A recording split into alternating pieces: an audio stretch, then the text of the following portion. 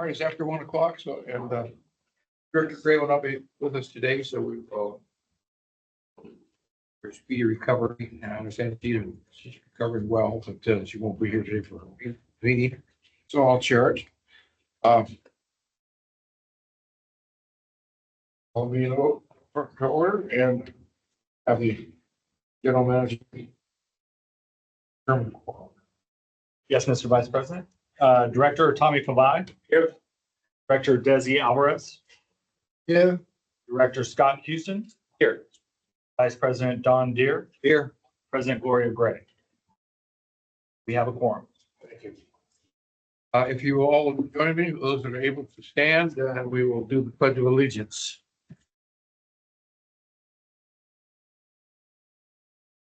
I pledge allegiance to the flag of the United States of America and to the republic for which it stands, one nation, under God, indivisible, liberty and justice for all.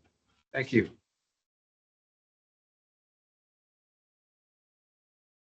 Is there anyone here for public comments?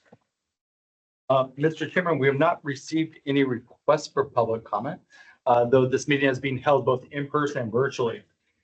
If there are any members of the public that would like to speak under public comment, please indicate so by raising your virtual hand.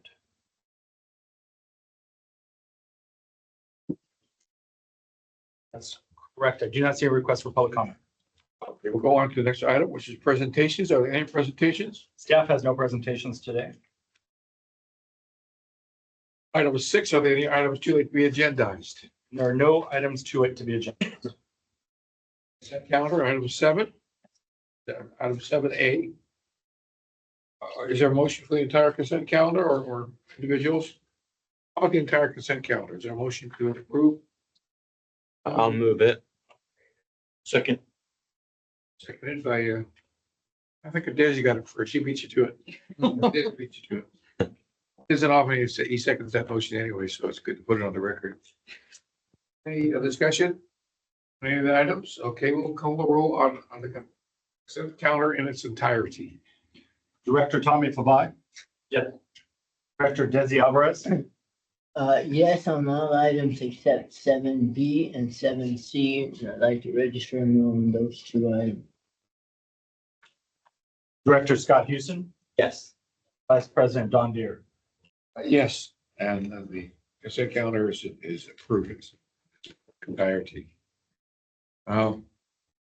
We'll go on then to item 8, action calendar. Yes, Mr. Vice President. Item 8A is a ratification of pipeline repairs on El Segundo Boulevard. For this presentation, we do have Frank Fuchs, our operations supervisor, and this item begins on packet page 83. Good afternoon, directors. As EJ mentioned, board would notice to request board ratification of critical repair of a 16-inch recycled water pipeline that supplies high-pressure boiler feed recycled water to the Chevron refinery in El Segundo. The location of the repairs on El Segundo Boulevard and Standard Street. The work was implemented by our contractor, Mark. Mark was notified on October 27th by the city of El Segundo about a leak from this pipeline. Mark responded the same day and got the 3 contractors. And as a result, they were able to secure the services of Valverde Construction, who was able to respond immediately to the repair. The pipeline repair was implemented on October 27th through the morning of October 28th. The remaining street repairs were completed the same week by October 31st. Total cost of repairs, including the street restoration, was $77,713.19. As per the West Basin Administrative Code, under the procurement of goods and services, staff will use best efforts to conform to the informal solicitation process, which shall not exceed $250,000 for each critical repair. And any expenditure of this type will be brought back to the board for ratification. So for that reason, staff requests that the board ratify the expenditures for this critical repair. So I will now read the recommendation. That the board ratify the expenditures for the critical repair and street restoration for the 16-inch high-pressure boiler feed for the pipeline on El Segundo Boulevard and Standard Street in the city of El Segundo in the amount of $77,713.19. With that, I'd be happy to answer any questions. Thank you. Is there a motion to approve or first of all, any questions? I see that it started with a small leak, huh? Yeah, it was a small leak. Everything starts with a small. Yeah. All right, I'll move to approval. You make a motion to approve? Mhm. Second. I think, Rick could provide me the second. Any discussion, any questions or discussion? Please call the roll. Director Tommy Flavai, Yes. Director Desi Alvarez, Yes, Director Scott Houston, Yes. Vice President Don Deere. Yes, and the motion passes. Item 8B. Yes, Mr. Vice President, item 8B is approval of solicitation of on-call services for design, engineering, and construction management. This item was heard by the Engineering Operations Committee. We did receive some great feedback from the committee and hope that we have addressed those concerns and the approaches that were discussed at the E&O committee. So this item begins on packet page 85, and for the presentation, we do have Veronica Govea, our engineering supervisor. Thank you, EJ. Good afternoon, board of directors.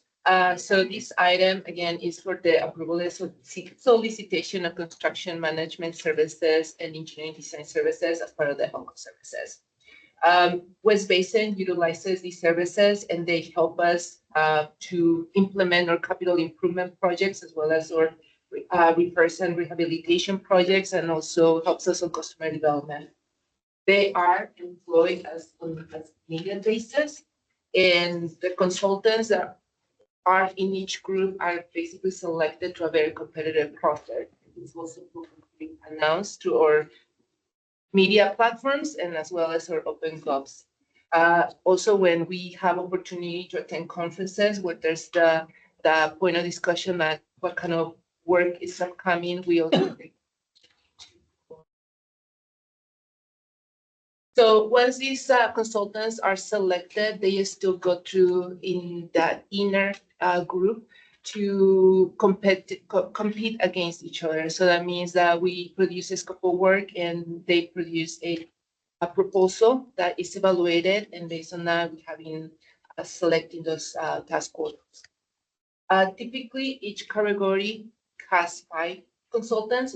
So that means like under construction management, there's 5 consulting firms, and in the engineering design services, there's 5 consulting firms. The scope that the construction management services covers mostly all the construction, including inspection, field inspections, coordination, reports, any change order management, everything that is basically related to construction. In regards to engineering, again, they help us to plan, schedule, produce cost estimates, and do designs all the way from planning to construction, essentially. And then they also produce for us like some engineering reports. As part of the engineering services, we're also anticipating the expansion of the scope to include operational support related services such as operation performance, asset management support, and condition assessment analysis. So the current on-call services for both the engineering design services and the construction management services will expire next year in June 2026. So the anticipation for us to prepare for the next fiscal year, we would like to basically obtain a new set of consultants that can help us into applying or capital or I guess for budget for next year. The staff is recommending that we maintain the 3 million share budget among those pool of consultants, the construction management, and then 3 million for engineering services, with a task order limitation of $350,000 per engagement. As expressed during the Engineering Operations Committee meeting, our goal would be to award also at least 1 engagement per consultant per year. Task orders, again, will be based on project specifics and schedule and cost. So with that, I will read the recommendation. So the recommendation is that the board authorize the solicitation of the 2 on-call services for design engineering and construction management and upon finalization of the request. With that, I will take any questions. Questions? Currently done. Is our motion to approve the recommend? Oh, you have a question? Go ahead. So, at the E&O committee, we talked about, and I think you mentioned it, but maybe you can expand on it. Just the reaching out, at least from one of the consultants would be targeting smaller firms versus the larger firms that we traditionally contract with. Can you talk a little bit more about that? So you wanna know about like, yes, so, That there will be a commitment to bring on, yes, I believe we included that in the board memo. And I can reiterate that, Director. I just want, I know, I just want to hear it. Oh, yes, no, yeah, we will, yeah. We're going to strive to have a mix of small and medium sized companies on our on-calls. We've been reaching out to both sets. And we will include a requirement that that a small firm will be, at least one small firm will be identified. Of course, that's very dependent on us receiving a proposal from a qualified small firm. So we won't just accept anybody that meets the financial aspect, but we will give a preference for at least one of these firms to be considered a quote small firm. Okay. Thank you for that clarification. How do you define a small and a medium firm? It is a bit in the eye of the beholder, Director, but right now we are thinking of, say, an annual revenue of maybe like $5 million over the last.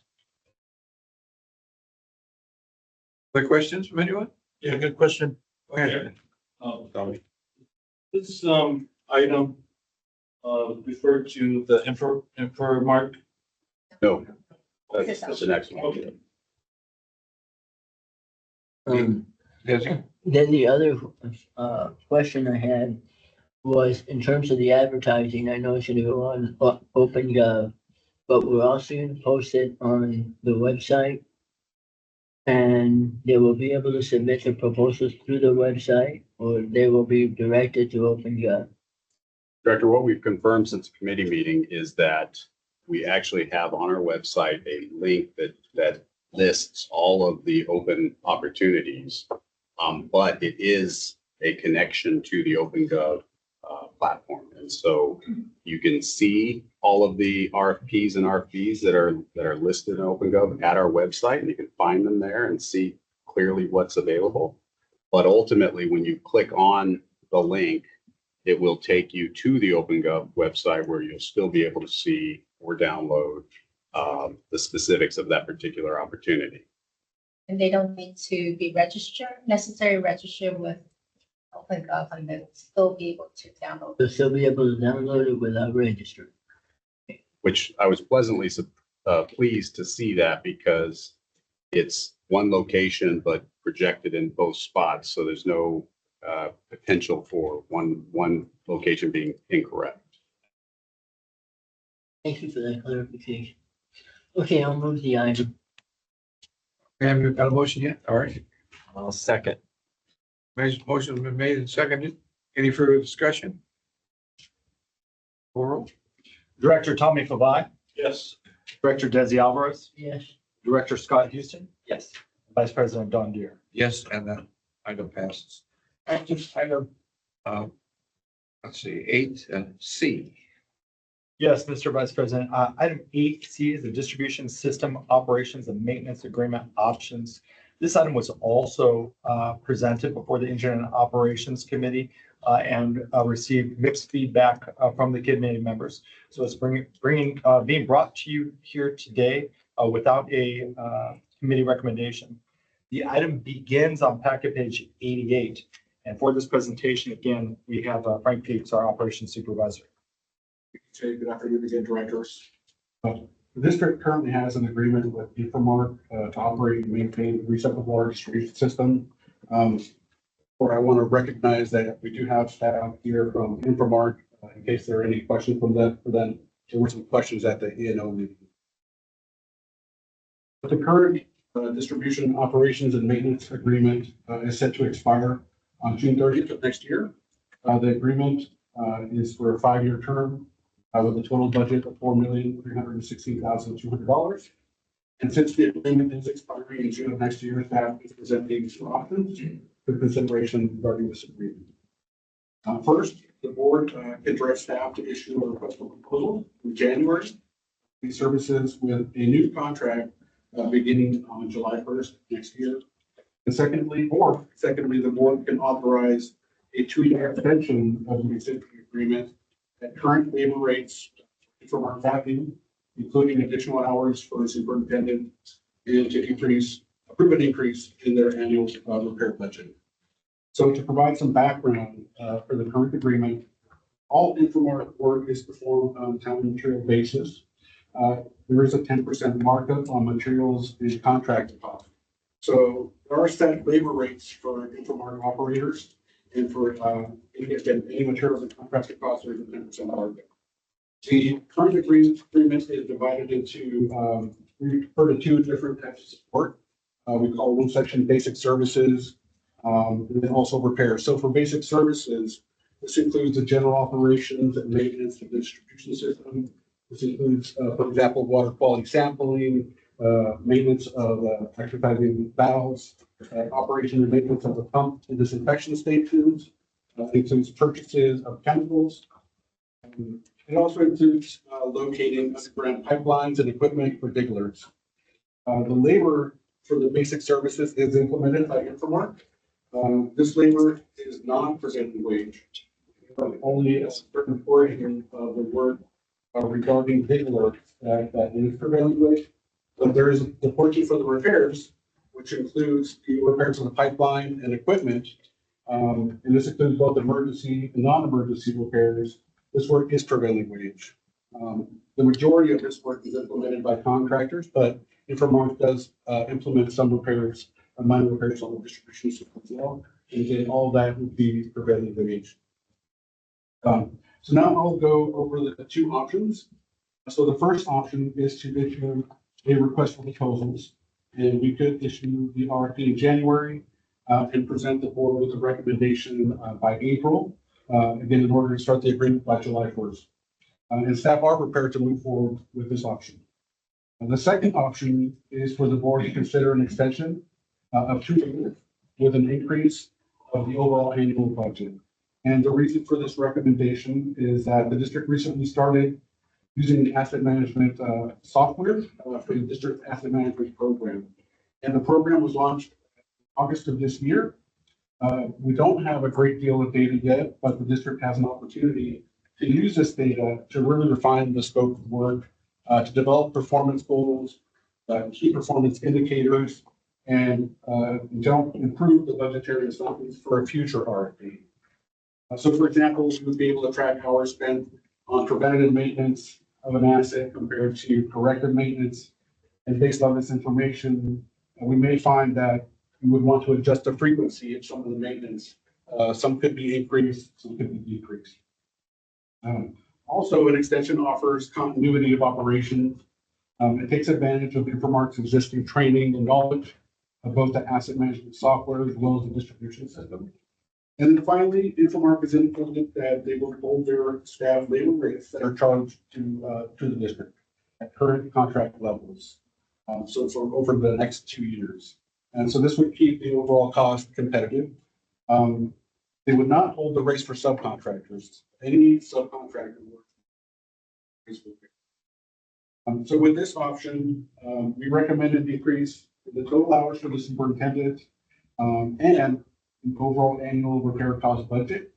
Over the past 3 years, the number of distribution system leaks has increased from an average of 12 to 15. The average annual repair cost also over the past 2 fiscal years has been approximately $362,000 compared to the contracted budget amount of $224,000. So the 2-year extension recommendation includes the average of the $362,000 repair budget, and it also includes an additional 348 hours for a superintendent. The majority of the increase that we're requesting for this option is due to the average repair costs, which are mainly implemented, as I mentioned before, by subcontractors. And again, I also want to just highlight that this is a budget. Only the cost for the actual repairs that we spent for this amount. So if you can refer to table 1 of the board memo, I want to note that this agreement was initially a 3-year term. It was first approved in 2021, and the board approved a 2-year extension in May of last year. And this is why there's 3 line items on that table.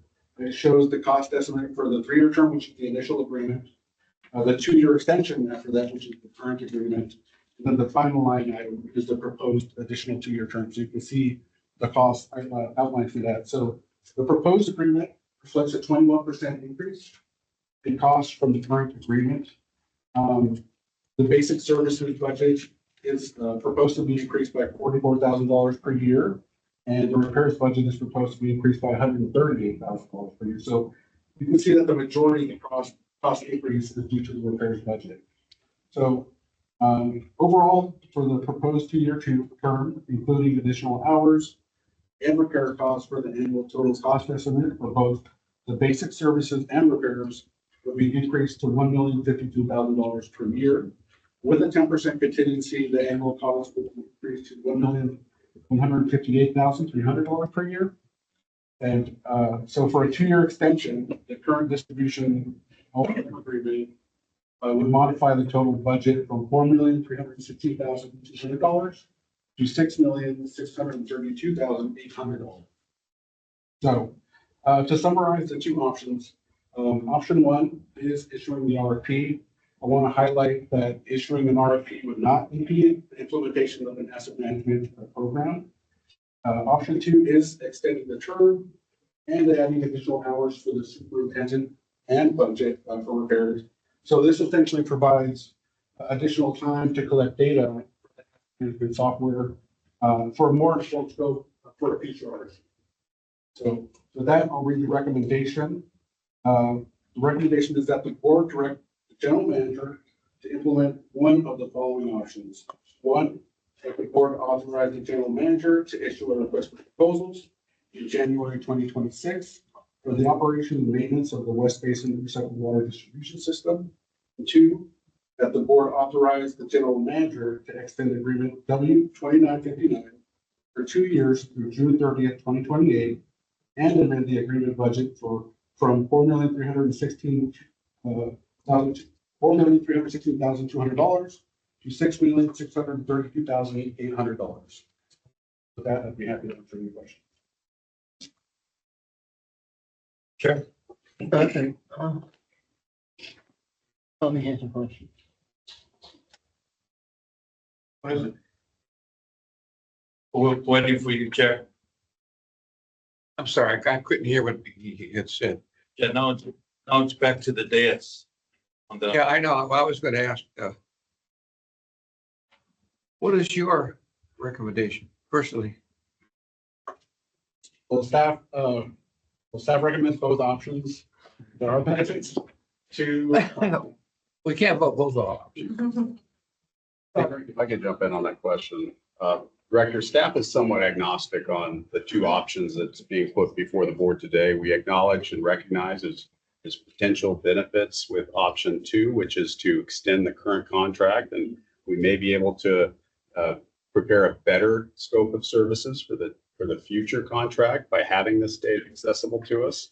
But we are completely prepared to issue that RFP next month if that's the direction of the board. And the reason it comes before you presented like this today is we had an intention to bring it through the committee and board in November, and we just lost that opportunity with a canceled meeting, and so we didn't get as much discussion. The committee did discuss these 2 options previously, but really staff understands that with an amendment already having occurred on the original contract, that extending it may be not of interest to the board. So we think there's some value there, but ultimately we don't want to necessarily make your decision for you. So I thought the committee split on this matter. it did. The committee in December did have a chance to hear this exact recommendation, and there was a split. And as far as staff's concerned, we are prepared to move forward with either of the 2 options. Is anyone, Commissioner Tommy, go ahead. thank you, Chair. I do support the recommendation of number 2. But I have a question for, since Infomark is here. And I want to make, I want to make this clear because I don't think the speaker from Infomark made it clear at the E&O meeting. So staff mentioned that there's prevailing wage and it's going to be adhered to. But project with a prevailing wage doesn't really meet the responsibility requirements when it comes to workforce. So my question to you, is it going to be a skilled and trained workforce that is going to be provided when it comes to the work? And that the contractors that you utilize, are they signatory with the trade unions, whether it's a plumber or carpenter or laborer? So that's my question to the Infomark folks, if you can answer that. I apologize. Could you ask that last part of the question again? Yeah, so I wanted to find out if the contractors that you use belong to the building and construction trade unions when it comes to the trades that you utilize. Yes, Okay. So you do have a responsible workforce that performs the work, that is skilled and trained with the labor union. yes, we comply with all the DIR requirements. We make sure that everybody there is up to par with that. That's my questions there, Chair. Okay, thank you. You want to make a motion? No, I Motion have to approve. And you move to approve. Is there a second to the motion? Motion to approve option 2. Option 2. A second to that motion. I'll second it. All right, seconded. And to continue discussion, Desi, you're next. Okay, so one of the reasons for extending this for 2 years is because the asset management program that's being instituted now, or was just recently instituted, will provide additional information in order to better establish metrics for performance metrics for the contractor. Will it be necessary to actually take 2 years to do that? Would those performance metrics become apparent in a shorter period of time?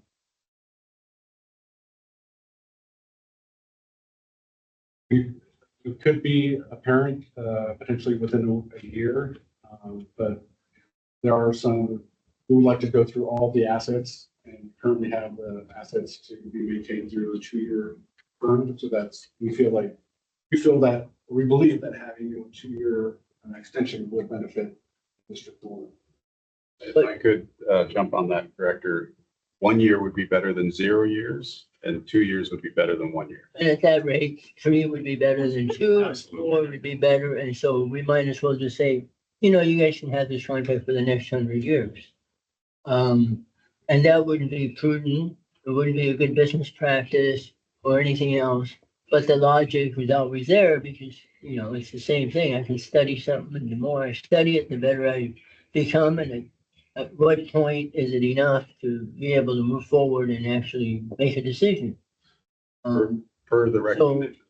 Here's what- I appreciate that more time is always better, but at some point, we do need to be able to say it's sufficient time to make a decision. Seems to me that probably within a year, you're gonna have enough. This isn't as sophisticated or has many moving parts as maintaining the treatment facilities. It's pretty straightforward in terms of what it is. So when we talk about assets, the assets are pretty limited, and there just isn't all that much to do. My other question is, they're increasing the superintendent's time. Why is that needed? It's mainly due to because of the additional repairs that we've identified, Director. We noted that the superintendent just has to spend additional time to be able to provide support for those repairs. They do have to work directly with the contractors go through all they provide support for the permitting process. So in general, just a lot of additional hours related to that. That's important. Any other discussion? I was just going to comment on that. It seems to me that you also said that there'd be more or less repairs, so it's an open-ended thing. They've been able to deliver with the same level of service for the last 5 years. So if there is an extension, I'm not quite sure that, your argument at least convinces me that they need additional time, and that it's worthwhile to pay for that. I also would like to go back to kind of the history, and maybe the general manager would like to comment on that. Going back to where we were, and this would be that table one in the staff report of when this was awarded and what the intent of the board was at that time. Frank, you can correct me if I'm wrong. I wasn't serving as the general manager when the initial agreement was entered into. But my understanding was that the contract and the negotiation contemplated an extension as part of that existing agreement. There was a clerical error as far as the existing agreement goes, and so that extension wasn't included in the original agreement. When it came back a few years afterwards, prior to it expiring, we actually had a formed ad hoc committee that was contemplating not just the distribution system, but also our operations or facilities operations. And it was discussed with that ad hoc at that time. It was agreed that they would extend the agreement that additional period as it was contemplated when they initially entered into the agreement. My recollection's a little bit different.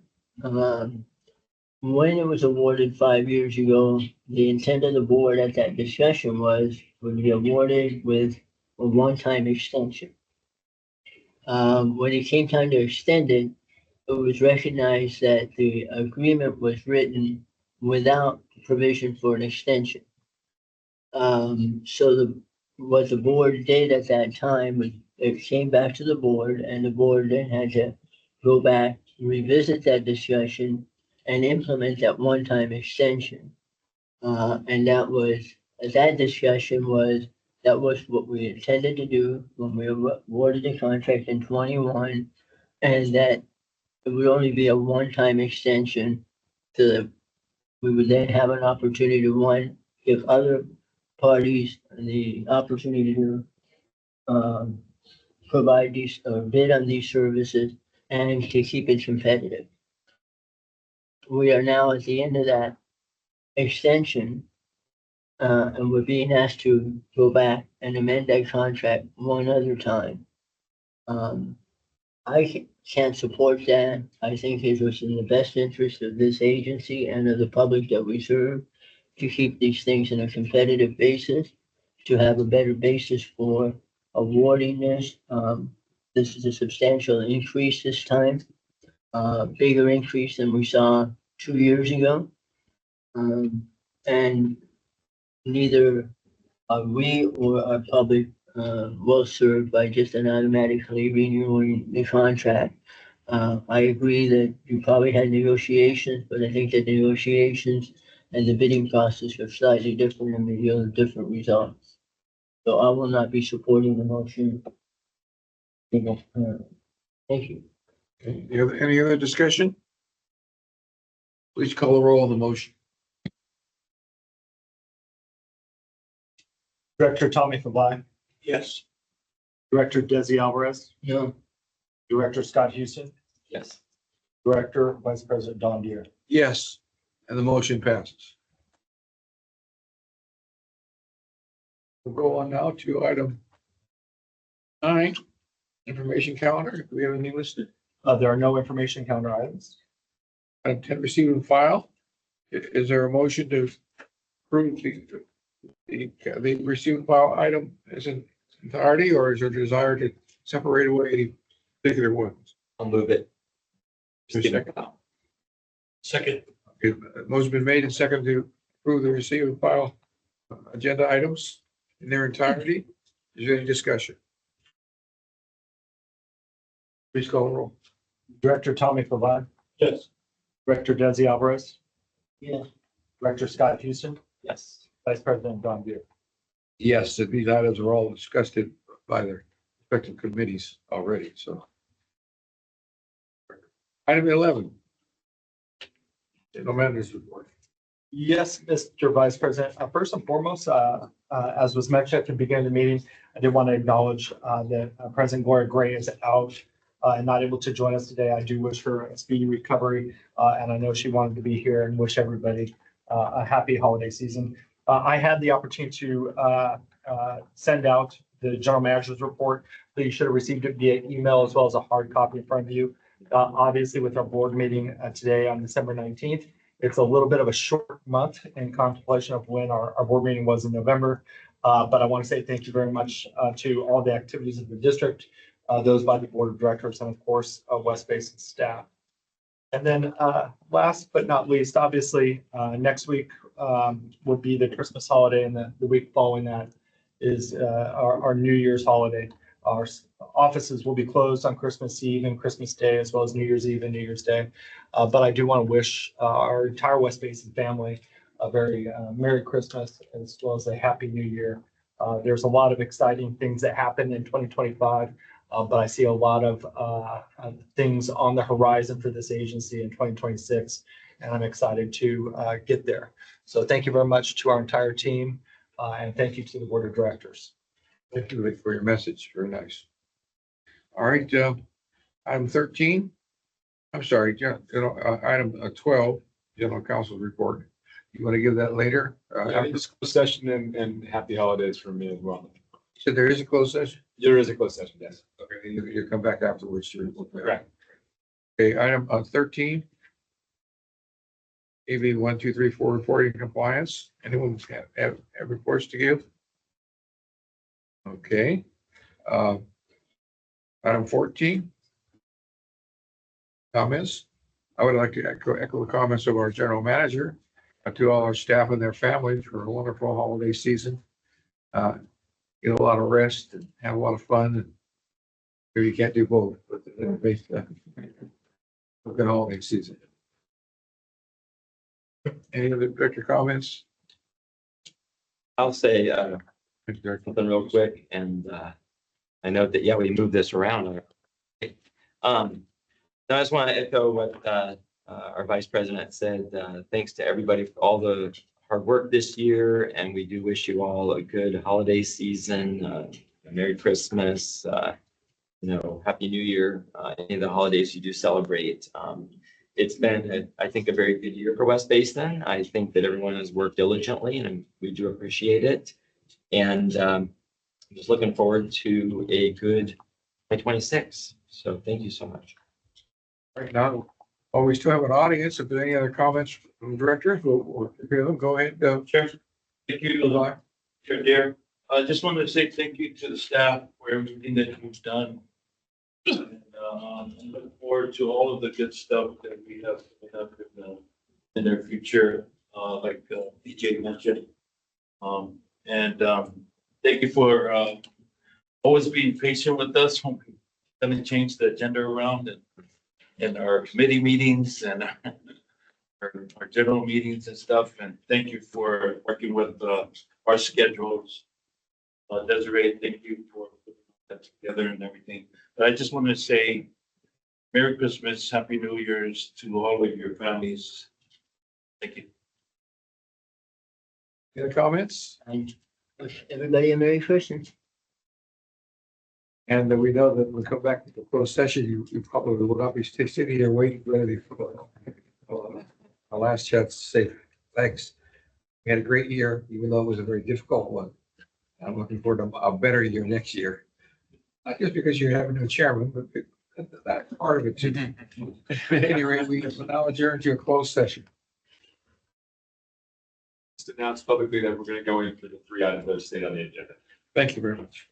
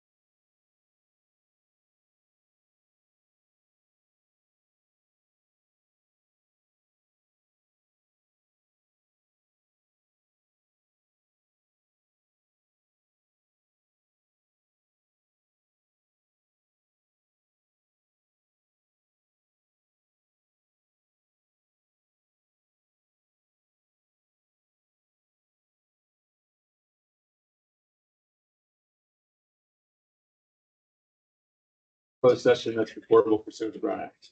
Thank you. And I believe there's no further business for this committee, so we are adjourned. Thank you. Thank you. You.